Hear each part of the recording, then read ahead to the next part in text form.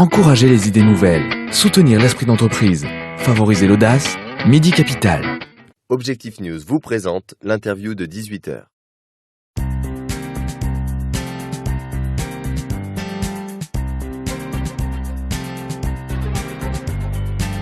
Bonsoir à tous, bienvenue sur objectivenews.tv. Nous sommes en compagnie de Rudy Seco, président de Midi Capital. Bonsoir. Bonsoir. Vous êtes donc président de cette société de capital investissement qui progresse dans cet univers assez concurrentiel. Midi Capital a la particularité à la fois de collecter de l'épargne et de réinvestir les fonds dans les PME plutôt régionales. Vous avez collecté 24 millions d'euros en 2012. Quelle perspective pour 2013 ?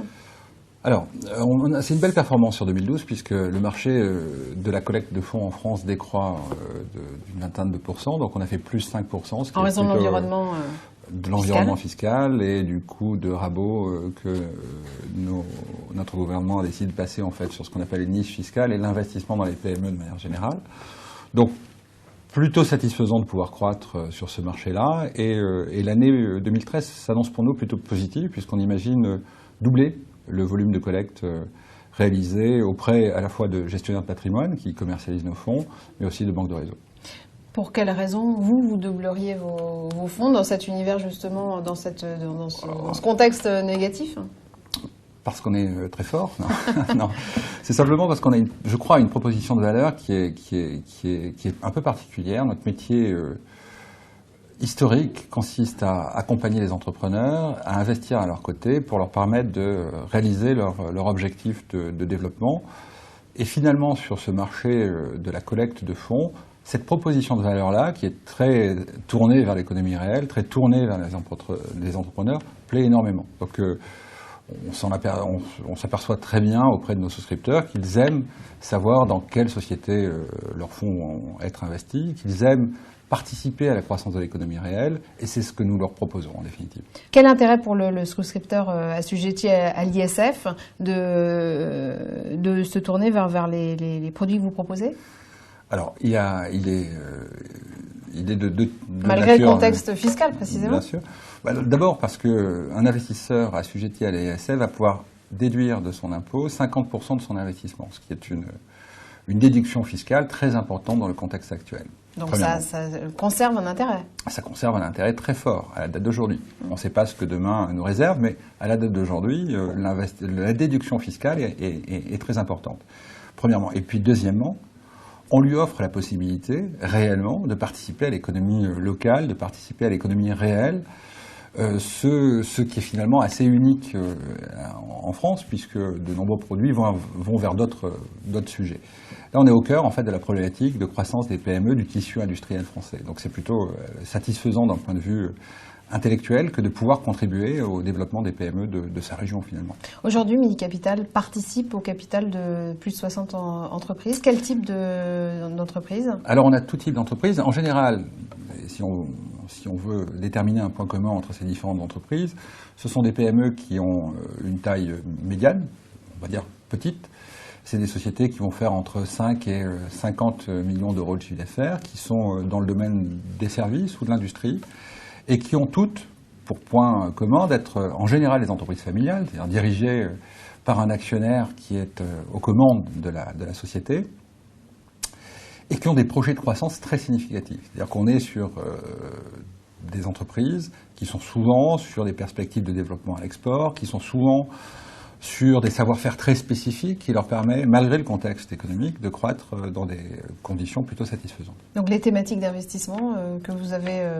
Elles sont très générales. On s'interdit aucune thématique d'investissement en particulier. C'est-à-dire on va chercher le modèle économique, on va chercher l'équipe managériale qui a une vision de son marché, qui a une vision de ce que l'avenir leur réserve. Et donc on a d'une part... Pas forcément technologique non plus ? Pas forcément technologique. On est sur des entreprises qui malgré tout, et c'est peut-être un point commun, ont de l'innovation, mais pas forcément technologique. Ça peut être une innovation d'usage, c'est-à-dire que j'adresse de manière différente un besoin qui existe auprès d'une population cible, ou une innovation organisationnelle, c'est-à-dire je m'organise de manière différente, de manière à mieux satisfaire aux besoins de mes clients.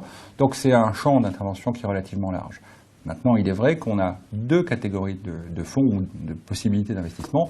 L'une qui est tournée, qu'on appelle le Club Deal ISF, qui permet à des personnes physiques d'investir directement dans les PME, les PME qu'ils auront sélectionnées sur un site internet. Quand vous dites directement? C'est la personne physique qui va investir dans la PME, qui va se retrouver propriétaire d'une partie des actions de cette PME. C'est une tendance de fond qui est très prégnante en France, puisque le particulier, l'investisseur particulier, a besoin de connaître la destination de ses investissements et de toucher du doigt en fait l'entreprise et l'entrepreneur sur lequel il va miser.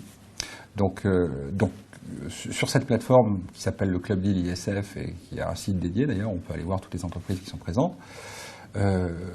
On a différents types d'entreprises. On va avoir par exemple France Biotex, qui est en Midi-Pyrénées, qui fabrique des matelas et des coussins à partir de matières végétales, ce qui est unique en France. Ils ont eu la capacité en fait de maîtriser leur process de fabrication, qui était très complexe au départ, et aujourd'hui, ils réalisent malgré tout un peu plus de 8 millions d'euros de chiffre d'affaires et ont devant eux des perspectives très significatives en fait de développement. Donc, ça peut être France Biotex, ça peut être aussi une société qui va fabriquer des produits pour protéger les pommes et les pommes de terre. C'est une société qui s'appelle Xeda, qui est leader mondial en fait ce qu'on appelle des produits post-récolte, qui permet de maintenir la qualité des fruits et des légumes. Donc voilà, un champ d'intervention très large avec des PME qui sont soit dans le domaine de l'industrie, soit dans le domaine des services. Ça, c'est le Club Deal. Et ensuite, on a un autre produit qui s'appelle le FIP Capital Santé PME 2, qui est lui dédié à des entreprises qui évoluent dans le domaine de la santé. Alors, dans le domaine de la santé, il y a plusieurs sous-domaines, sous-segments d'activité. Il y a l'hébergement. On parle ici, par exemple, d'une société comme Omega, qui est en Midi-Pyrénées, qui dispose de 17 établissements et qui a encore une belle profitabilité, propriétaire de ses actifs d'exploitation, ce qui est un gage, entre guillemets, de sécurité. Mais on va parler aussi d'une société comme MedTech, qui, elle, évolue en fait dans le domaine du medical device. MedTech, alors pour la petite histoire, le chef d'entreprise, le PDG de MedTech a été élu parmi les 4 personnes les plus innovantes dans le monde et a fait l'objet de tous les 20 heures de France notamment, et actuellement avec Fleur Pellerin en Asie pour présenter sa technologie à des acheteurs de ce pays émergé désormais. Dans ce contexte de crise, est-ce que vous diriez, Rudy Seco, que la problématique des entreprises est une problématique de fonds propres et de trésorerie, ou d'accès au crédit, ou une problématique de santé réelle, à partir d'un indicateur de marge notamment? Alors effectivement, c'est difficile d'un point de vue statistique, macroéconomique, la France ne souffre pas de credit crunch. Ce qui est vrai en revanche, c'est que les banques, sous l'effet d'une certaine réglementation, sont un peu plus sélectives dans le choix des entreprises qu'elles souhaitent accompagner. Ça, c'est un fait. En revanche, notre sentiment aujourd'hui, c'est que la France, si on la compare à d'autres pays, souffre où les PME françaises souffrent d'un différentiel de marge moins fort, donc d'une capacité d'autofinancement qui est un peu plus faible que, par exemple, les PME allemandes. Pour des raisons diverses et variées, on peut parler notamment d'une faiblesse en matière d'investissement, donc en matière de recherche et développement dans certains cas. Quelquefois, et c'est un débat qui est actuel, d'un coût de travail qui peut être un peu élevé par rapport à d'autres sociétés européennes. Mais ce qui est vrai aujourd'hui, en tout cas, c'est que c'est vrai que le différentiel de marge des PME ne joue pas en la faveur de leur croissance et de leur développement, et ou même de leur attractivité vis-à-vis d'un organisme bancaire. Dernière question, Rudy Seco, quelle est la stratégie de Midi Capital? Quels sont ses objectifs de développement? On va continuer à croître. On a bien grandi depuis notre création et notre reprise en main en 2005. On a malgré tout levé plus de 120 et bientôt à la fin de l'année 160 millions d'euros qu'on a réinvesti dans 85 PME. Je ne sais pas si on l'a dit, mais ces PME réalisent aujourd'hui plus d'1 milliard d'euros de chiffre d'affaires, emploient plus de 8600 personnes et ont créé 2600 emplois. Donc c'est très satisfaisant pour nous. C'est finalement au fond quelque part une des finalités de notre métier que de collecter de l'épargne pour le réinvestir dans ces PME-là. Et finalement, notre société en tant que telle continue à se développer. On a ouvert un bureau récemment à Barcelone avec une équipe très dynamique. On a renforcé notre bureau à Marseille, on a renforcé notre bureau à Nice. On a recruté quelqu'un pour se développer sur l'Aquitaine et on Donc vous envisage êtes basé à Toulouse, mais vous n'êtes pas une entreprise régionale. On est une entreprise toulousaine et on est très heureux de pouvoir le revendiquer parce que c'est vrai que ça fait plaisir d'être dans cette région-là. On est très attaché à notre région, mais pour autant, effectivement, on est une entreprise de croissance qui se développe en fait sur ce que l'on juge être opportun en matière d'investissement. Donc on est à la fois sur Paris, on vient d'ouvrir aussi sur Paris, et c'est Midi Capital finalement, cette dynamique de croissance, cette dynamique d'investissement, et c'est une dynamique plutôt positive. Merci Jordi Secco. Merci.